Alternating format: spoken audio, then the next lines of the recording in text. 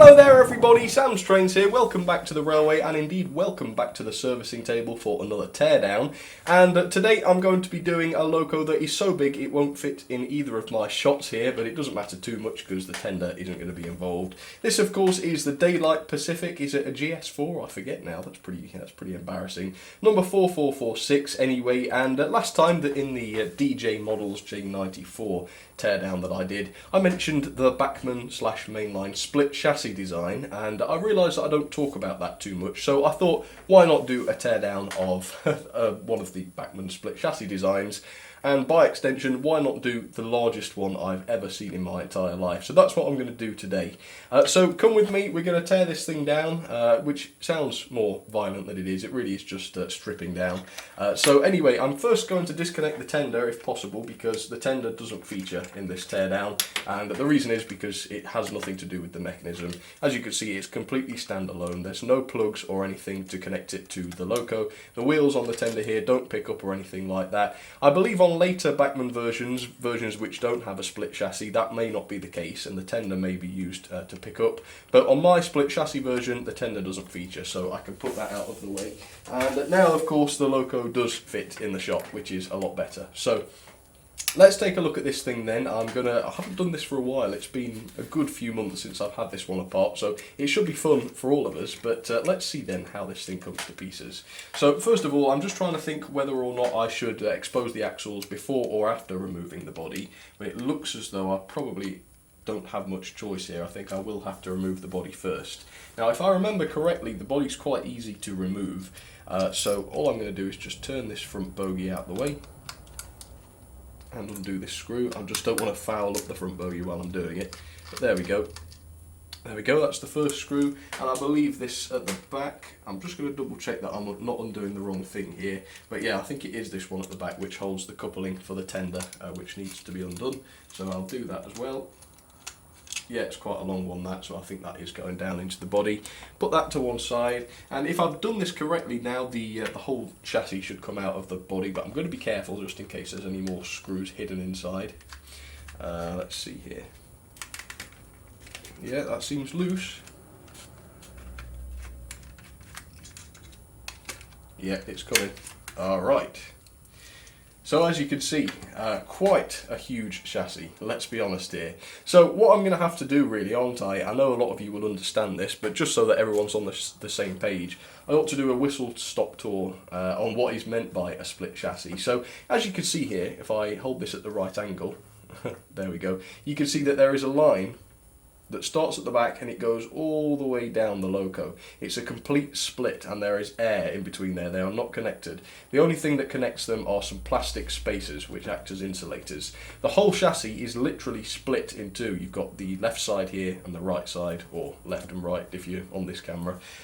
So the reason is because when we're going to undo this later on, I should have really saved this explanation until it's open, but the wheels on these split chassis models, just like every other loco, of course they are spaced apart with an axle, but the axles on these are made of plastic, so they're insulated, and basically then all you've got is one half of the chassis picking up power from one wheel and the other half of the chassis picking up power from the others, and that is gonna, if that doesn't make sense, it will do when I get this thing apart. And then all you've got then is the motor. As you can see here, this is one little terminal on the motor there. You can quite clearly see that that is making contact here with the right side of the chassis, and out of view, hidden from view, you can just about see one of the contacts there. You've got another which goes to the left side, and quite interestingly, while we're here, you can see you've also got this, which is a smoke generator, and basically all you have there is a reservoir which you would fill with smoke fluid or whatever, and then you've also got a filament here, and all that filament does is it gets hot. I assume the smoke fluid will evaporate and rise, and then it comes out the chimney, and that's quite effective. And also, as you can see, just in between here, you can just about see there is a bulb. You can't see it actually, so you're going to have to take my word for it. And as you can see, coming out of here are two contacts for the bulb, and when the body's on, those contacts are squeezed against the split chassis, and once again that completes the circuit. And finally, of course, yes, that's the motor, and that's the worm drive there, which goes straight to the gear train. Now I'm not going to be splitting apart this chassis. It is possible if I show you this. I'll turn this round. it is possible to undo these screws. There's only two, inexplicably. There's normally a lot more than that. So there's one screw inside that slot and one screw inside there. If you take the wheel set out and undo those, you can split the chassis in half, but it's really not a very nice job. And it's alright if it's an 060 or whatever without any exterior valve gear, but because this has got valve gear and things, it would take quite a lot of disassembly to get that to pieces. So I'm not going to do that today, but hopefully you wouldn't gain too much, I don't think, by completely splitting the chassis apart. So let me show you then, let me show you this wheel set and how it works. I'm just going to see if I can spot any other screws, but I think it is just the two visible here. So if I undo these, now, you might be wondering, why don't we get split chassis models anymore?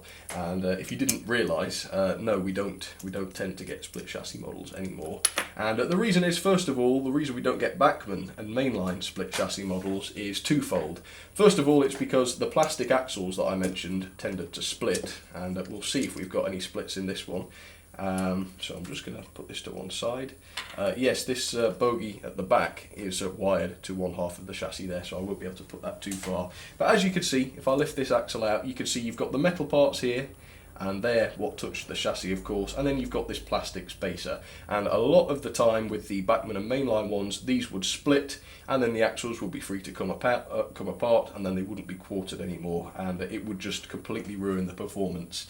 So that's why we don't, well, that's the first reason why we don't see that anymore, because it just wasn't built to last. It worked while they were new, but nowadays if you buy them second hand, you've always got to look out for axle failure, because it was quite common. And you can see there's a little bit of a split starting to show on this front axle here.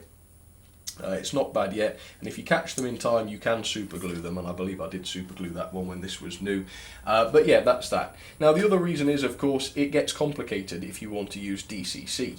Obviously the motor here is connected straight to the chassis here, and if you wanted to put a DCC socket in there, you would need to find a way to completely isolate the motor from the chassis, and then you've got to put in a socket which is equally completely isolated. And as you can see, these split chassis designs don't leave very much space inside the body. In most cases they completely fill the body, which doesn't leave much space really for a decoder socket, much less a decoder or sound decoder. So when these were redesigned, they just had pickups like Hornby models do. They did away with the whole split chassis thing. But as far as continuity with the rails is concerned, it always worked really, really well, and you very rarely see a split chassis model stopping on the points and that sort of thing. So they are pretty good. So all I'm going to do is I'm just going to lift these out. I'm going to lift these back two axles out just to give you a bit of a view of the gear train, and it hasn't really given you much of a view at all. If you look inside there, you can see there is another gear inside there, which I think there's only one intermediate gear between that and the worm drive. I could be wrong, but yeah, that goes straight to the to this second axle from the back, and then of course the coupling rods here do the rest of the motion. So yeah, it's quite a nice design. It's quite an old-fashioned design, and obviously if there are failures, it becomes a very nasty design pretty quickly. But as far as this one is concerned, it's just fine, and I've got loads of split chassis models which are just fine, but also equally a handful that aren't, and a handful that I've had to get rid of. My Bachmann 2MT tank, which appeared in a few early videos, that had a split chassis, and it had split axles too, so it had to go, and that one got the brunt of my hammer, unfortunately. I couldn't forgive it for that. But yeah, for the most part, if you catch them early, and if if they are sort of mint in box and haven't had a lot of use, normally just a quick check to tell you whether or not they are split will be enough. But of course, if you're buying at train fairs and things, it's not appropriate to be taking the base off and stripping them down to find out if they've got split axles or whatever, which means that it's always a bit risky to do. But a nice quick test, which won't really reveal all, is just to grab each wheel on the axle, and again, you probably don't really want to be doing this at train fairs, but you grab it and you twist them against each other, only very, very gently, mind, and if they feel pretty solid, that suggests that the axles haven't failed. But obviously if they are wobbly and things, that's only going to indicate the very worst case scenario. Sometimes they'll have started to split or whatever, and they don't show any symptoms until much later on. But it's always worth checking if you're not someone who likes to service a model when you've bought it. If you buy a split chassis model, it's always worth double checking those axles before you run them, because at that stage you can still take it back, and the seller won't be able to refuse you if you haven't done anything to it. So there we go. Oh, the smoke unit has come out, which is quite interesting. Let's give a closer look at this smoke unit then, shall we? There you go, quite a little smoke unit. It's not immediately obvious where this thing is wired to the chassis, but I assume that these sort of coils of wire here just touch it as it sits in the slot where it belongs. I assume that's how it works. But yeah, that is the smoke generator, and it actually works very, very nicely. It doesn't leak or anything, unless of course you turn it upside down, but if you turn it upside down, full of you know, smoke fluid, you pretty much get what you ask for there, don't you? So there we go, that is the massive Daylight Pacific. It's a 282, one of the largest locos I've ever got, and that's it teared down. Once again, I'm sorry I didn't completely split the chassis apart. You can do that, and I have done it before, but it's not a pleasurable task, especially, as I say, if it's got complicated valve gear and things on the outside. So now I've got the fun job of trying to get this to sit back down, and I'm conscious of this bulb and its contacts getting bent. As you can see, one has bent there. But yeah, it is possible, I should say, because I might have indicated earlier that it's impossible to DCC fit one of these. It isn't, and in fact I've done one before for a customer, but I don't do them anymore because it is a pain. But yeah, if you want to take them apart, and if you can find a way to properly isolate the motor, it's not a problem, you can do it. And I'm having a bit of trouble here getting this to sit back down. Try this again.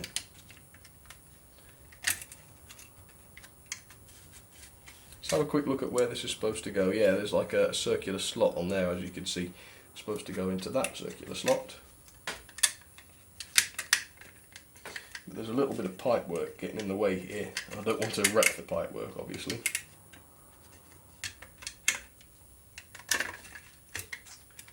What I'm going to do is line up that front screw and then push it down and hope that'll do it. There you go, that's it, yeah. That's the way to do it. I think just fumble with it until it goes in is the way to do it. Okay, so let me screw this all back together, and it should be ready to go back on the track. So that's it. That is the Bachmann Daylight GS4, and I should mention that, as I said earlier, possibly the later versions of this don't have the split chassis, and so if you've got one and it does have pickups rather than the split chassis, it will most likely be completely different to this. But this is the slightly older version, and I think it only cost me 65 quid. And it does work, and that's the main thing. And with the lights and with the smoke, it's really not too bad at all, if slightly dated. But there we go, that is it, I think. Double check it's all looking okay. Yeah, it's looking okay to me. So there it is. Hope you enjoyed that teardown. That's all for today. Thank you very much for watching. Any other ideas of models I should tear down, please do let me know. That would be great. It would be great to hear from you. But for now, thanks for watching, folks, and I will see you very soon. Cheers, everybody.